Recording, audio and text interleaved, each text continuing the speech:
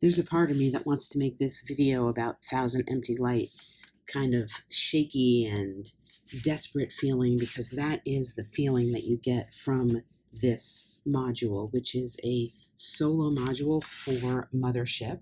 But I'm not going to do that because it's thematic, but perhaps not doing justice to the amazing, amazing work that is in Thousand Empty Light, which is by Alfred Valley, and it is produced in 2022, as mentioned, for use with Mothership. This is, I think, one of the best executed solo modules for a non-solo RPG that I have ever come across. And we're going to get into the reasons why as we switch to my tripod. I do want to say at the outset that it is designed for Mothership First Edition. I have the so-called Zero Edition here. I've done a video on it, and you can see the link to my video up here. I was less than thrilled with the execution of this now known First Edition, Zero Edition, because I think it was prematurely released and it had a lot of issues. The updated version, I think, addresses some of the issues that I had. You can modify this to play with the Thousand Empty Light, but really without modification, you need to be working with the updated version of Mothership, and I believe that is available online. All right, so let's get into what Thousand Empty Light is, starting with the title. In the spirit of true solo play, and really an homage to what solo and oracles have to offer, the title itself was generated by an adventure generator, Thousand Empty Light. This is presented as a manual of operations for you, the player, who is meant to be a lamplighter in an environment where your goal is to keep the lights on, put the lights back on. The entire presentation of the physical material here, and I imagine the digital version, but I would highly recommend getting the print version, is something that is like badly Xeroxed, basically. The way that it looks inside, the printing of it is reminiscent of old bad Xerox copies of things, if you're old enough to know what those are actually like in person. And we are presented here as if a corporation is sending you into an environment to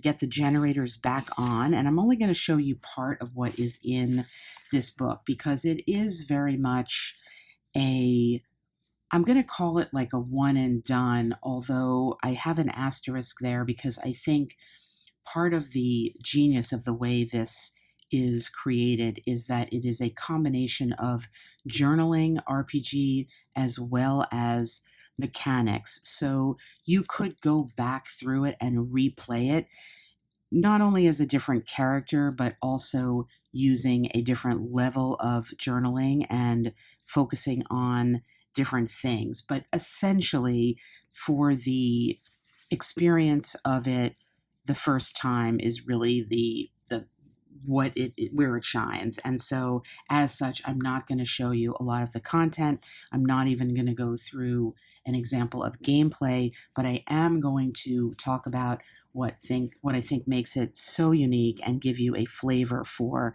what it offers. So beginning with this message from the director here, it's explaining that it's telling you what the backbone of our business is: the status quo, reliability, resilience, and resourcefulness. This is what Hasmos, the company, provides. Nowhere is this better exemplified than in our force of lamplighters. You are playing a lamplighter. You are going into the Thousand Empty Light. It's TEL 22, and it's one of the most unique sites in their portfolio. it is the 5th anniversary of them, Hasbro's, being awarded the contract to keep the lights on. And it says here, please join me in taking this moment to remember the lamplighters who have fallen in the line of duty at this site. And then you have like clearly a list of names here with a stamp over it that says no recorded fatalities. So this is a nod to and give you a flavor for what is to come, that you are working for a corporation that is giving corporate speak out as to what your actual job is. We have a table of contents here, and as in keeping with the theme of what is in here, not everything of relevance in this book is actually in the table of contents, and we'll get to what I actually mean by that in a moment. There is the procedure given to you. You are given a certain clearance level, which effectively means to create your character, and then moving into what you need to run this session, run this game. And then the back has some references for solo play, some interpretive prompts, visual prompts that we'll take a look at, called the semiotic standard, and then another reference sheet back here for how you are meant to go through each of the segments. You are going to be traveling through this environment here that's divided into 5 sections, but you'll be entering it through this Cassion here, and it is explained to you that this is constructed from reinforced steel in 5 sections, and your goal in this game is to travel through all sections and to turn the generators back on in all of these sections. The access is via this tube here, and you'll be traveling in this direction. And it says they are considered unlit and unpowered until you move through them to activate the backup generators in the control booths, and then to complete the section by this filling out the MemoCom module, which is another way of saying do your journaling, record what you have done, and leave a report, a maintenance report. So we're given the procedures here. Their objectives is to restore the light and power, and then there are some additional objectives that are hidden in a way in the game, and we'll talk a little bit about how you find them. I'm not going to give everything away. You are given the background here, that an explanation of the fact that everything is sealed off. Each room is sealed off, so you need to go through your procedure for one room before moving on to the next. And in keeping with the very thematic nature of this game, everything is determined, everything is named something in conjunction with the theme. So rather than sequence of play, it's called workflow. I just love that. So you're going to be entering the area.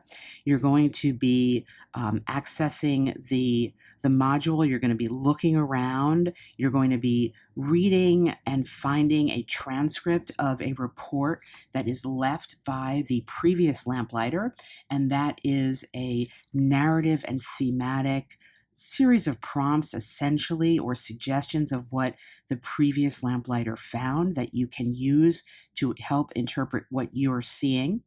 You're going to use this Oracle system, which we'll look at right here in a moment, to move through the area, to describe what you see. And this is where you could spend a little time in the area or a lot of time, and you're really in control of how detailed and lengthy you want your gameplay to be. You're going to record what happens on the maintenance report. You're going to check for complications, and then you're going to move on. So, the Oracle system. This is an incredibly clever way of turning the word Oracle into an acronym that will explain really what oracles are in solo play, really in general, not just in this game. This could be used as a reference or procedure for really any type of solo play. So O, observe. When entering spaces for the first time, you are going to do a visual check of the surrounding environment, and you're going to make reference to the semiotic standard. And the semiotic standard is included on the back of the book and or in a bookmark that you may get. And it is a D50 table that gives you both a pictorial representation. It can be used to answer yes/no questions. So, for example, if we rolled a 9, we would get a no. If we rolled a 28, we would get a yes, but. It also has words that will be, and I got to be honest with you, they are so small that I needed to use a magnifier, but that could just be me. So, for example, 15, you get the word foodstuff that you could use or incorporate as a narrative suggestion. You get also a pairing of words. So here you get digestion/necessity. So you're rolling on this table to help you interpret what you see in the area that you are in. And in addition to that table, you can make reference to, and this is where I'm not really going to show you, but these black pages here represent the report of the previous lamplighter in the area that you are currently in. So the combination of reading that report and rolling on this table to get some prompts, both visual and or verbal, is going to help you look around and determine what you see. That's part 1. Part 2 are resolve. Decide on an appropriate course of action, making use of your skills and equipment where relevant. Then you act based on that using the mechanics from Mothership, and your character itself, we'll take a look at my character in a minute, is going to have stats from Mothership. So you will have a mechanical background for determining if you're going to look around, you're going to break down a door, you're going to search for something, for example. Then you're going to conclude the outcome of your action and whether there's some follow-up needed. And then finally, you're going to leave evidence. You're going to record what happens, and you are going to create your journal, your narrative of the story here. The one thing that is extremely clever in this aspect of the game is this incidents and near misses form that you are required to, first create and then fill out. What this means, it's a kind of a riff off of, if you work in corporate America, you know that there's tons of forms that you need to fill out if you have some sort of work-related, job-related issue. So, as such, as you are an employee of this company, you are required to follow this health and safety protocol. So when something happens of note in your game, such as a trip or a fall or a newly identified hazard or just really any key point in the game, you need to mark down the incident that happens, and then you roll a d10 and mark the number that you get. As you continue through the game, recording new incidents, when you get to a new incident that matches a previously recorded D10 roll, so in this case, the seawater corrosion, what that's telling you is there's a repercussion stemming from that first incident that happened, whenever it happened, or the current one that's related to the first one. And the score tells you how severe it's going to be, with 1 being low and 10 being high. Again, this is a solo game. You're interpreting all of this narratively, but then what you do is you interpret what that actually means. And we can look and see as the example here that in my case, the second incident that I had here, which was to fail at a basic construction thing that I needed to do with a magnet, is I rolled the same number. So it related back to my initial failure to seal a door because I was rushing and I'm actually not very well trained for the job that I'm doing. So I interpreted that narratively, and once you do the narrative interpretation, you then cross off or erase the thing that you use to base it on. So you basically effectively remove the doubling of the number and you continue on in your journey. You need to do a panic check following the repercussion. And the panic and stress rules come from Mothership. And effectively, what this means is that you are starting out with a stress level. And in this game, your initial stress level is 2, just from kind of being in the situation. As things happen, your stress level can increase. To do a panic check, you're rolling a d20 and you need to roll above your current stress level. So actually, in this case, if this was my first panic check, I would have panicked. And then you take that number if you're panicking and you refer to the panic chart here in Thousand Empty Light, which is a revised panic chart from Mothership. So the Mothership panic chart has things on it that are different than what is in here. They are related more generically to the Mothership overall universe. Here, you're rolling on this panic chart, and in this case, there would be no relevant symptom. But as the stress and panic gets higher, you start to have impacts that are going to give impacts and effect that are related to your job here. So you may get some sort of anxiety and automatically gain a stress, or your reasoning could be impaired, or your performance could be impaired. So, for example, you could get a negative condition, so you need to roll with disadvantage to some of your skills as you continue to panic in this scenario.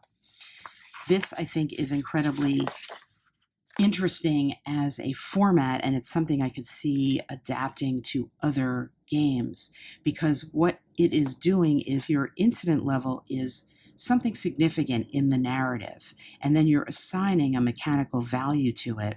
And as you go through and record these things, the doubling of that value or the re-roll on that value gives you a prompt to go back and tie something that happened earlier in your story to something that is happening now. And I think this is a very, very simple and yet profound way of causing you to weave your story together and not just have it be something linear where one thing happens and you deal with it, another thing happens and you deal with it. Here, you're forced to link things every now and then that have happened back to something else that has happened. And of course, in life, we know that that is really the way life works. And here you're doing it narratively, so it's another way of expanding the narrative. So I think this is just a fantastic mechanic. I don't know, I've never seen something like this before. As I said, can easily see adapting it to almost any story that I would be putting out there, because it is such an effective way of causing your story to expand in a way that's not linear. And of course, that makes it richer and it gives you more to work with. So that is the basic Oracle system, and that is the procedure that you follow for the game. Some other points here, you will be creating a character in Mothership, but you're also given some other things that are suggested that you take with you, some equipment, some training. There is a additional objective given here, and I did not, I completed it myself, but I didn't write in the book because I didn't want to show it to you here.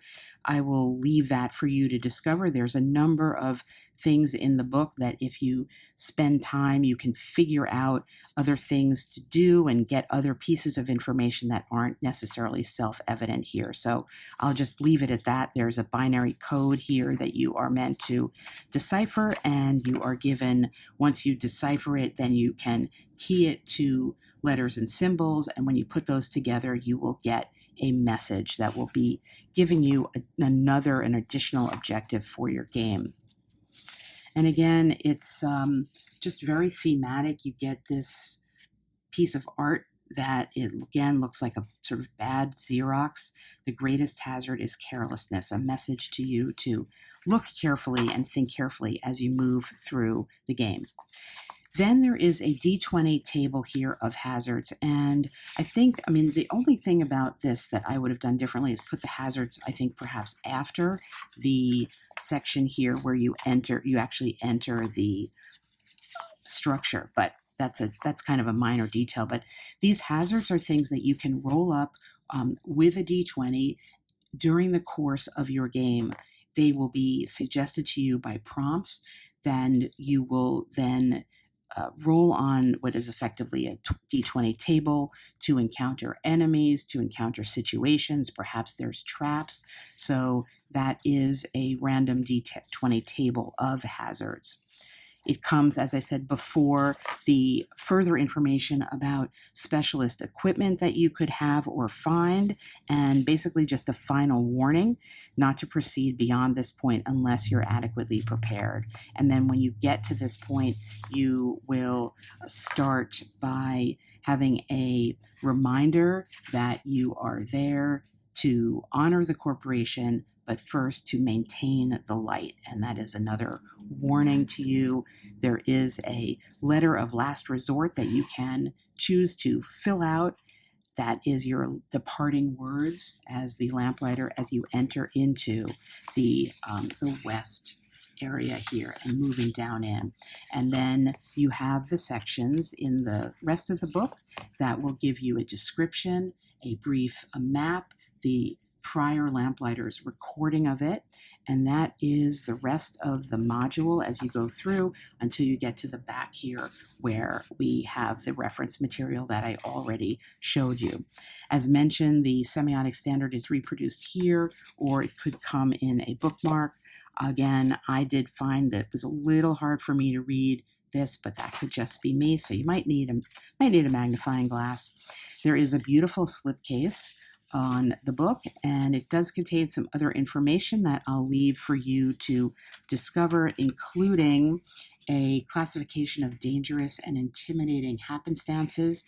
That is another way of rolling up some prompts if you want to find, or if you do encounter some enemies, because there is a combat procedure in here where you can get some prompts like you encounter a bulbous skeletal sticky thing, for example. So there's different ways to use this table. I made use of it a little bit differently than was intended here, to just give some flavor and prompts to what I was seeing.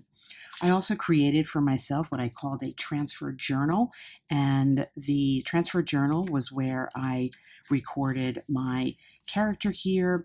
I rolled up at the outset on the semiotic table some prompts to describe my character, and I got classified material, secret protection. So I decided that my character, who is a scientist, also had their own objective for going down and not just lighting the way, but that they were looking for something themselves. And that was something that I allowed to be discovered as I went through the game. And I outfitted myself with a variety of different things from Mothership, and including the patch that said I love myself. So that gave me the further prompt that my character had its own kind of egocentric, selfish motive that was maybe a little bit undermining the corporation value. And I allowed that to come into play narratively as I was going through. And then I just journaled what happened, and I wrote down some of the dice rolling that I got. Early on, I did a critical fail, and the critical fail is when you roll on a doubles on a D100, and in that case, that happened twice with the same number. I rolled a 77 twice for something, and I decided that that was a even more significant value in my story, and I used that to play out other events that I created. And this was a little bit off script from the actual rules of Thousand Empty Light, but that is part of what makes this module so amazing, is that it does provide you with the perfect combination of prompts and theme, as well as mechanics from Mothership and its own workflow, as it's called, to give you the real opportunity to become immersed in this world and in the character that you're playing and the objectives that you have. And as I said, in my case, because I started out by rolling on the semiotic symbols first, I gave myself that prompt, allowed me to create a whole other kind of side story for my character and side motivations. But all of this was made possible by what is in Thousand Empty Light. It is such a cliche to say it's dripping with theme, but that's exactly what this is. The physical presentation, the use of the language like workflow or just this Oracle system acronym, the objectives and all the hazards that you get make this dungeon crawl through 5 areas one of the most expansive solo modules for a non-solo rule set, as I said at the outset of the video, that I've ever seen. And it gives you the flexibility to spend as long as you want or as short as you want in each section. And of course, that can vary depending on how interested you are in the recordings of the prior lamplighter, and that being another way in which the theme is so effectively carried through, because in essence what the prior lamplighters recordings are doing are giving you narrative prompts for your own play, but it is in the guise of the prior recording